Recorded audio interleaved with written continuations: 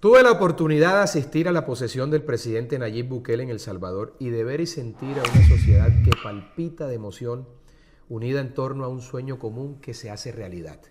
Emprender la senda del desarrollo a partir de la voluntad irrestricta de su líder de imponer la seguridad como bien supremo y objetivo principal en una nación que se creía inviable por haber caído en manos del control delincuencial total. Todos los demás factores de un país mejoran exponencialmente cuando se recupera con decisión, fuerza y legalidad la hegemonía del Estado sobre la criminalidad. Si hay seguridad, hay inversión. Si hay inversión, hay empleo. Y si hay empleo, hay prosperidad. Y si hay prosperidad, hay desarrollo en un mundo que está al alcance de todos siempre y cuando brinde seguridad.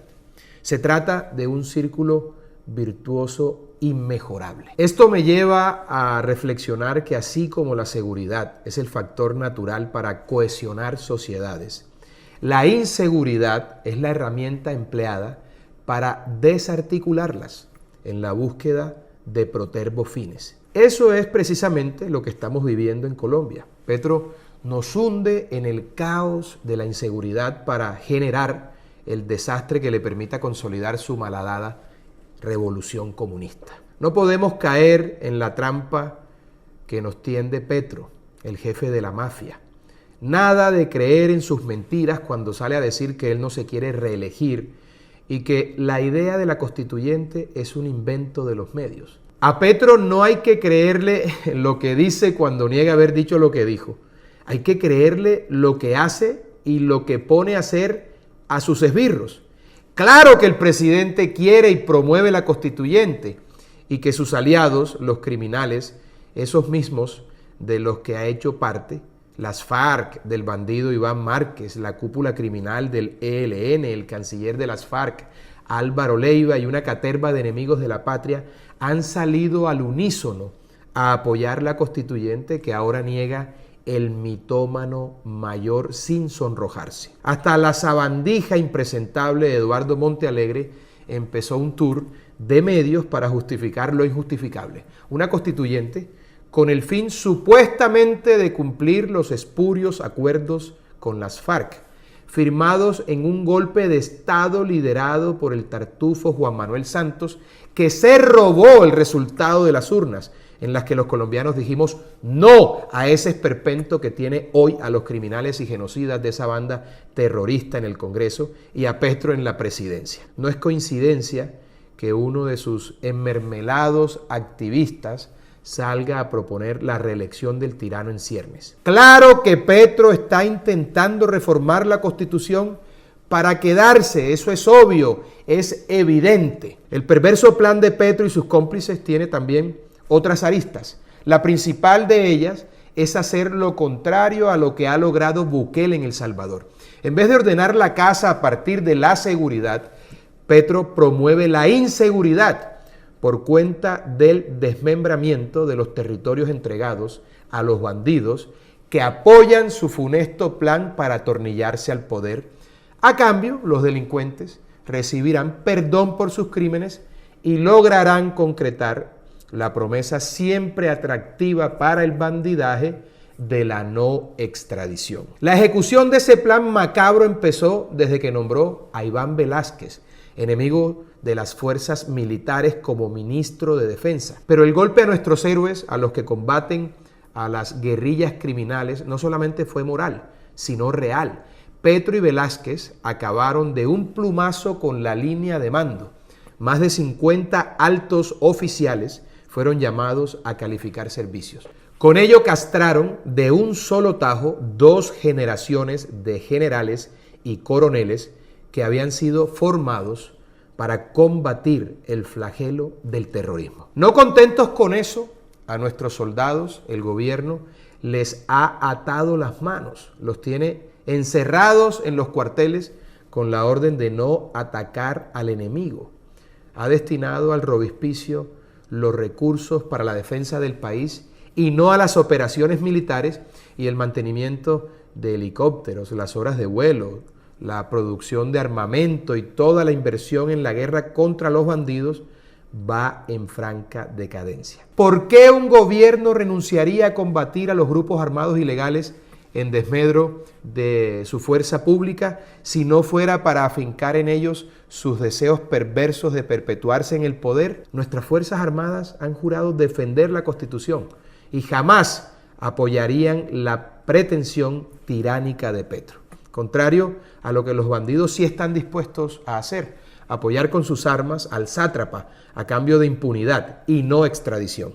Que no se olvide el pacto de la picota. Ahí empezó todo. Y fíjense, desde Venezuela el otro dictador Maduro nos mandó vía frontera occidental y de la mano del verdadero cerebro del régimen, Iván Cepeda, al resucitado criminal Iván Márquez. No solamente lo vimos en un video muy orondo promoviendo la constituyente de Petro, sino que al mismo tiempo en que le montaron una nueva mesa de paz con las FARC, no les bastó la que en su momento armó Santos, este sujeto está ocupando a sangre y fuego territorios de producción y exportación de cocaína y de minería ilegal en el suroccidente colombiano, en Cauca, Valle y Chocó.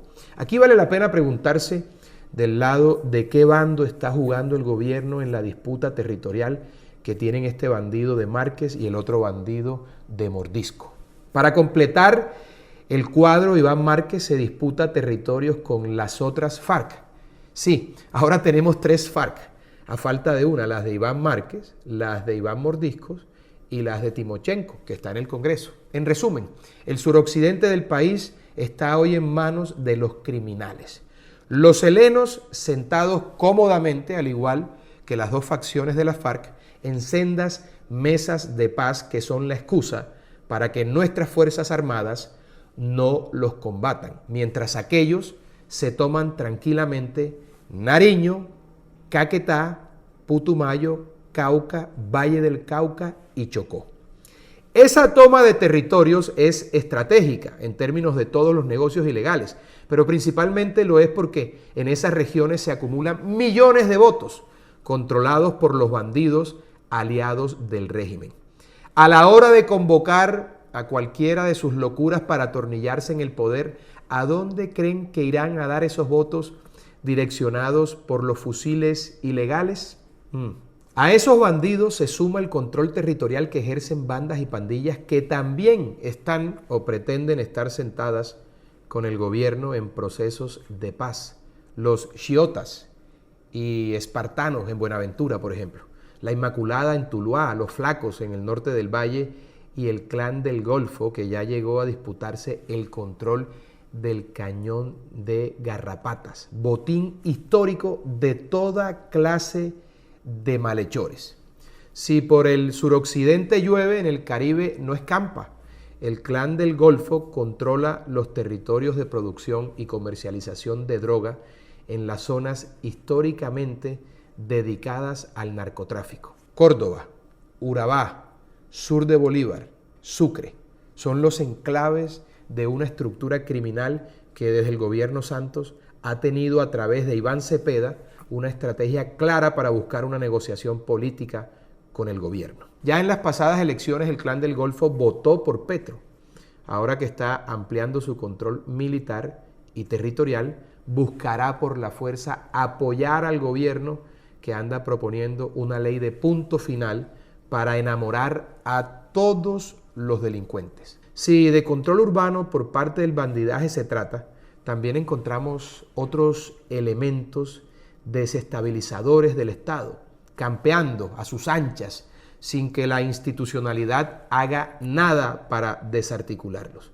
Extrañamente, se ha empezado a normalizar el control de empresas transnacionales del crimen que nos llegan de Venezuela, el Tren de Aragua, los maracuchos y los AK-47 son algunos de esos fenómenos que se sabe tienen vínculos con los organismos de inteligencia venezolana y que operan al servicio de la dictadura de Maduro en el exterior. ¿A qué intereses creen ustedes que sirven estos malandros que actúan en Colombia? Estas bandas operan en Bogotá, se adueñaron de las grandes ciudades y ya superaron los esfuerzos que los mandatarios locales pueden hacer. Si el presidente de la República tiene por política pública la inacción para promover el caos, ningún esfuerzo local rendirá frutos. Petro, el jefe de la mafia, al mejor estilo del presidente de México, cambió los balazos por abrazos para los delincuentes, los aliados que le garantizarán el estado de violencia que facilite su intención de desvertebrar la democracia y perpetuarse en el poder. Ahí está claro para el que lo quiera ver. Esa es la columna vertebral de la estrategia de Petro para atornillarse en el poder. En la seguridad, estúpido.